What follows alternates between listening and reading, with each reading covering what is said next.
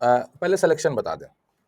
Selection का मतलब होता है कि जैसे अगर आपका एक पॉपुलेशन है, ठीक है, साइज n है, तो आप एक सैंपल मतलब एक कोई पॉइंट सेलेक्ट कर रहे हो इस पॉपुलेशन से, है ना, इस पॉपुलेशन से एक कोई पॉइंट सेलेक्ट कर रहे हो, मान लो आप ith यूनिट ही सेलेक्ट कर रहे हो, तो सिलेक्शन की जो प्रोबेबिलिटी होगी, ठीक है, सेलेक्ट होने की जो प्रोबेबिलिटी होगी इसमें सैंपल में, जिससे इससे आप एक सैंपल सेलेक्ट करोगे, है ना, सैंपल सेलेक्ट करोगे n साइज का, तो जो प्रोबेबिलिटी होगी कुछ भी होगी, जैसे एसआरएस में आपका बेटा 1/n होता है ना, एसआरएस में आपका सबका इक्वल होता है कि नहीं, सिलेक्शन प्रोबेबिलिटी, क्योंकि उसमें इक्वल प्रोबेबिलिटी, सबको हम इक्वल वेट देते हैं, इसलिए सभी की प्रोबेबिलिटी क्या हो जाती है, सिलेक्शन प्रोबेबिलिटी सबकी सेम हो जाती है ना।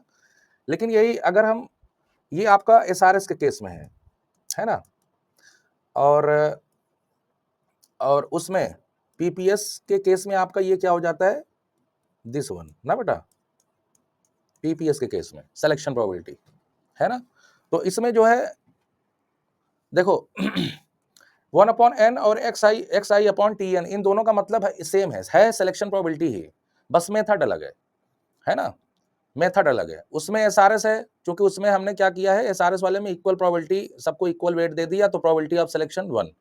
तो इससे केवल आपको ये पता चलेगा कि ये जो यूनिट ith यूनिट जो सैंपल में सेलेक्ट हो रहा है, बस उसका कितना चांस है सैंपल में सेलेक्ट होने का, बस यही प्रोबेबिलिटी होती है सिलेक्शन प्रोबेबिलिटी, समझ रहे हो।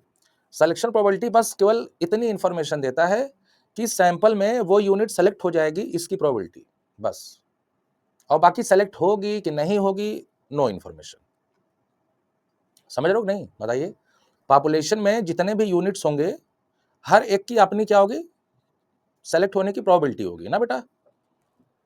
जैसे ये आपकी पॉपुलेशन यूनिट्स है, y1 dot dot dot dot y capital N, तो एसआरएस के केस में यही आपकी है 1/N, 1/N, 1/N। पीपीएस के केस में यही आपका बन जाता है P1 P2 dot dot dot dot Pn, ठीक है। तो अच्छा बच्चों एक बात बताइए, ये जो प्रोबेबिलिटीज हैं यही आपकी सिलेक्शन प्रोबेबिलिटी है, ये बस ये बता रहा है, जैसे मान लो अगर हम पर्टिकुलरली P1 ले लें, तो P1 ये बताएगा कि Y1 का सैंपल में सेलेक्ट होने की प्रोबेबिलिटी बस। अब वो सैंपल में सेलेक्ट होगा या नहीं होगा, ये क्लेम ये नहीं कर रहा है। Are you getting my point, what I am telling, बताइए। सिलेक्शन प्रोबेबिलिटी बस इतना ही बताता है कि वो सैंपल में सेलेक्ट होगा, इसकी प्रोबेबिलिटी इतनी है भाई, और सैंपल में सेलेक्ट हो जाए ना हो मुझे नहीं पता, ठीक है, समझ रहे हो। बताइए पहले, अभी हम सिलेक्शन ही बता रहे हैं ना, इसको चलो अभी अलग। सिलेक्शन प्रोबेबिलिटी का मतलब बस इतना ही है, इससे ज्यादा नहीं है, ठीक है।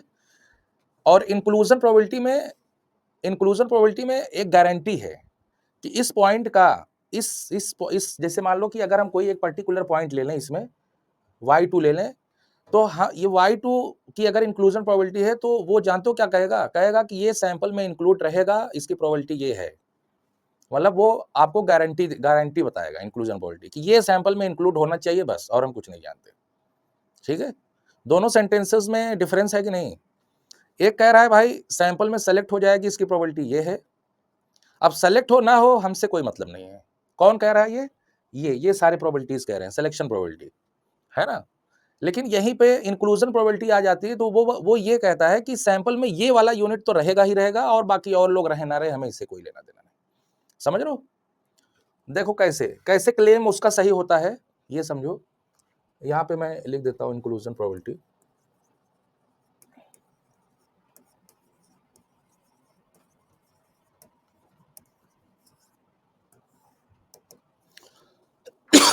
अब जैसे बेटा एक बात बताइए, ये आपका पॉपुलेशन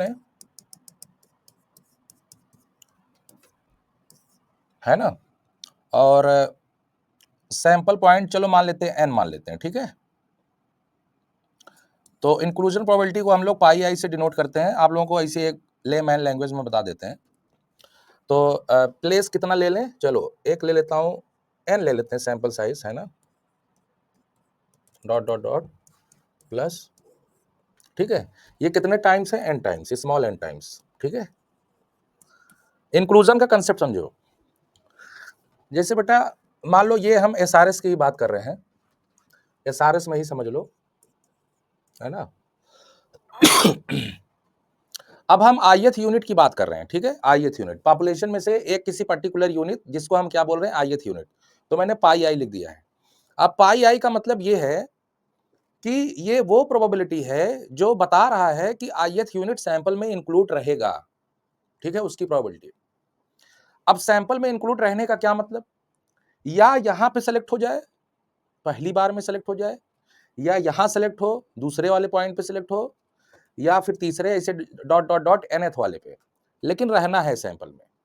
आर यू गेटिंग, बताइए, आईएथ यूनिट को सैंपल में इंक्लूड रहना है, दैट इज द पॉइंट, है ना बेटा। देखो या यहां पे आ जाए, प्लस करने का क्या मतलब, या यहां पे सेलेक्ट हो जाए आईएथ यूनिट पहली वाले में, फर्स्ट, या यहां पे सेलेक्ट हो जाए, है ना, या ऐसे डॉट डॉट करके फिर या यहां।